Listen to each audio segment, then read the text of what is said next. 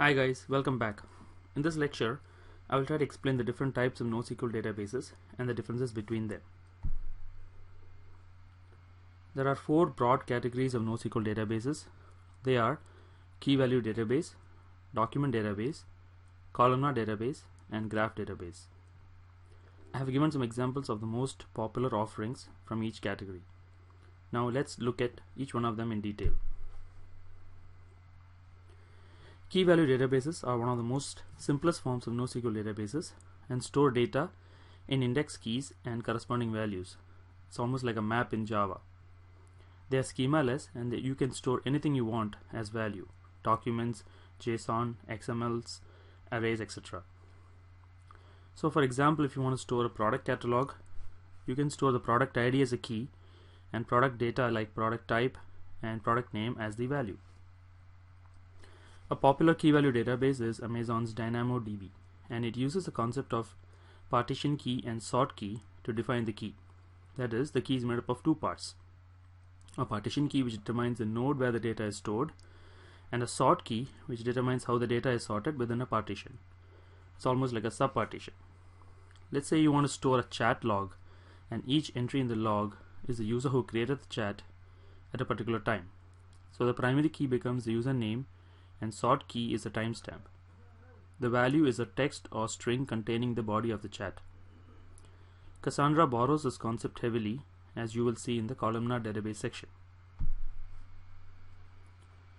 Let's look at some of the pros and cons of DynamoDB. The pros are that it's simple and it's good for in-memory caches with simple keys.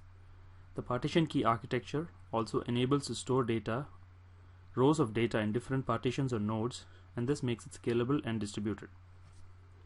As I mentioned before, you can store anything as a value, be it XML, JSON, documents, string, list, etc. So it's schemaless. Some of the cons include limits on row size, and the last time I checked, it was 400 kilobyte limit on row size. Also, complex queries on the stored data is cumbersome, so you have to create many secondary indexes, and Dynamo places limits on the number of secondary indexes. Next, let's look at document databases. These are a very popular class of NoSQL databases, and as the name suggests, every record is stored as a JSON or a BSON document. JSON stands for JavaScript Object Notation and is a key value representation of data. BSON is just the binary version of JSON. Many such records form a collection or table. As shown in the slide, you can model a list of sub-attributes under an attribute if you want. For example, a list of songs for each artist, and you can make the structure as complex as you want. Querying on any attribute of a JSON is simple and can be done without an index. However, querying a document without an index will result in scanning the entire table or collection and can be slow when there are many documents. If you want to speed up your queries, you can create secondary indexes similar to relational databases. Let's look at some of the pros and cons of MongoDB.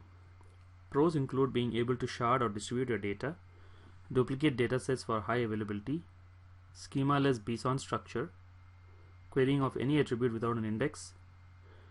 But mind you, this has a disadvantage in that the entire set of documents are read, and the time taken for queries will go up as the collection size increases.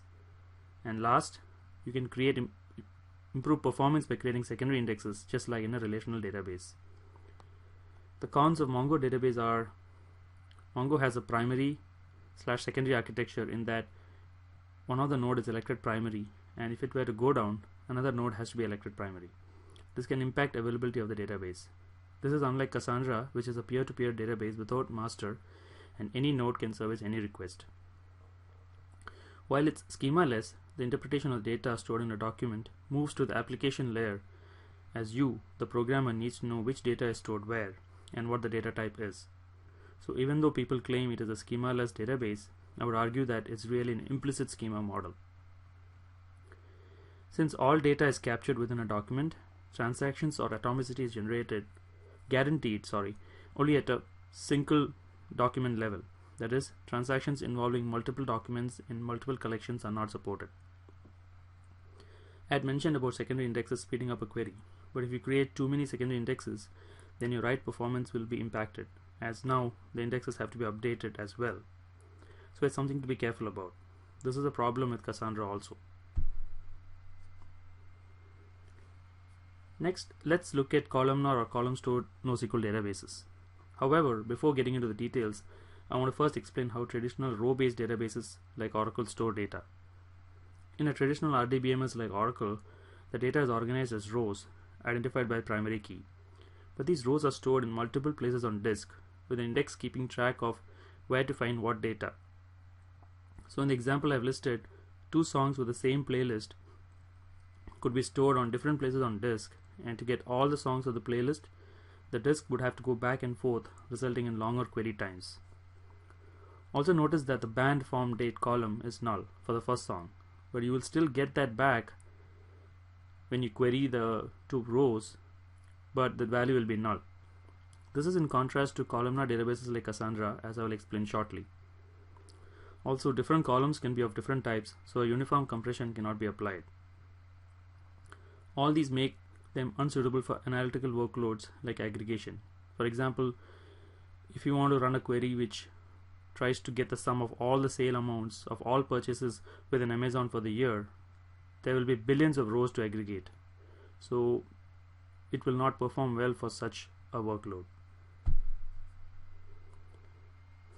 Now let's look at columnar databases. In a columnar database like Cassandra, the data is stored in partitions on disk by partition key or row key, and the remaining columns are all key value pairs. In this example, playlist ID is the partition key, and notice how all the songs of a playlist are stored together. The column sequence is called clustering column. Clustering column will subdivide a partition and store the data in a sorted format. Ascending order is the default. All other non-clustering key columns like name of the song, artist, etc. are keyed off of the clustering column, which means song, name, artist have sequence 1, 2, 3 as a key. Also notice how the column band form date is not stored at all for the first song. So if a column is null, it's not stored. This is called a sparse column, and it saves a lot of space. Because of the way data is stored, analytical queries which tries to aggregate large number of rows, like the previous example of the sale of all items in Amazon for a year, will perform very well with a database like Cassandra, and thus makes it much more suitable for big data use cases. Now let's look at some of the pros and cons of one of the most popular columnar database out there, Cassandra. The pros are, it is always available because the data is spread out among many partitions on many nodes. So if one node goes down, the remaining data is available.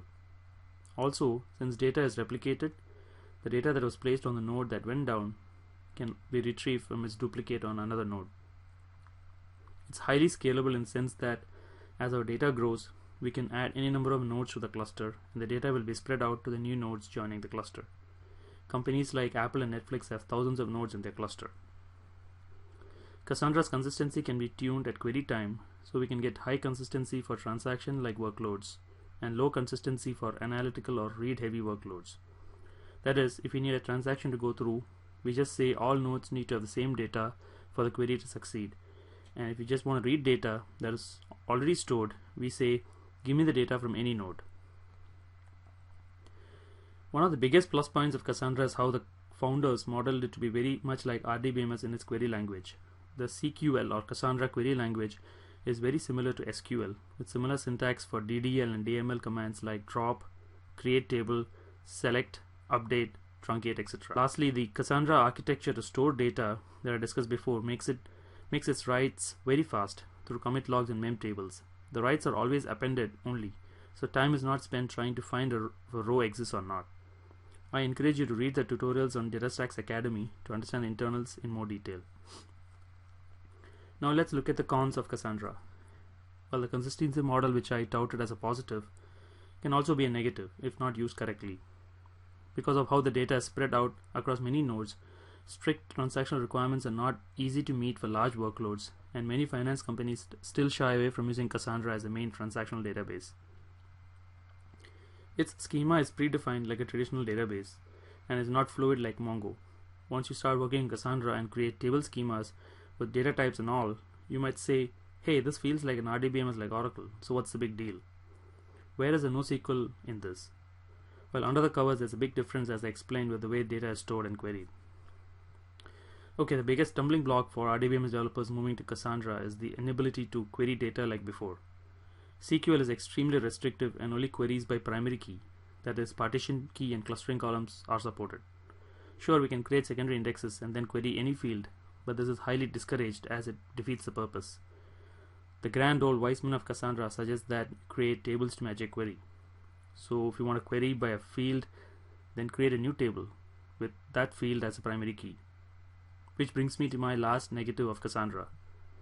The above approach will result in too many tables before you can say Cassandra, and it will be hard to maintain them. So what's the right approach? Well, it depends. I suggest you use a Solar query layer on top of Cassandra and let Solar worry about indexing. And if you don't have a Solar, then you need to model your tables very well to support multiple queries. Finally, let's look at the last class of NoSQL database called graph database. Graph databases have nodes and relations, both of which have properties. In my example, customers of an e-commerce website are nodes. They have attributes like name, age, etc. Customers buy products, so buy is a relation. A product is another node which has properties like price, etc. So the graph in the slide can be read as John buys an iPhone 6, which is also bought by another customer, Mary, who is aged 60. So you see a relation between John, who bought an iPhone, and Mary, who also bought the same product. The one thing to note is the relation is directional, so it has a starting point and an ending point, but does not mean that we cannot query in the opposite direction. As you can also see, if we extend this out to millions of customers, and you have a pretty complex relation that cannot be served efficiently by traditional RDBMS. Graph databases are very useful for recommendation and review engines, fraud detection, identity and access management. Now let's look at some of the pros and cons of Neo4j. The pros are, we can finally model relations in a NoSQL database. This was the domain of RDBMS, and NoSQL databases typically shied away from this for performance reasons. But then social networks and Amazon came along, and the relations became so complex that RDBMS could not handle the workload. Neo4j and other graph databases like GraphX excel in this domain. They support ACID transactions like a typical RDBMS. The traversal of a node and relation are very fast, as they are built for this kind of workload. They also don't require a schema. The cons of such a database are, sharding or distributing of data is difficult because of relations. That is, how can you distribute the nodes or entities across machines when they are related to each other? The learning curve to master a graph database is high when compared to something like Cassandra, which models itself close to an RDBMS. That concludes my lecture on the different classes of NoSQL databases. Hope you all enjoyed this lecture and found my entire series of lectures on NoSQL databases in general informative. Don't forget to like my videos on YouTube. See you soon.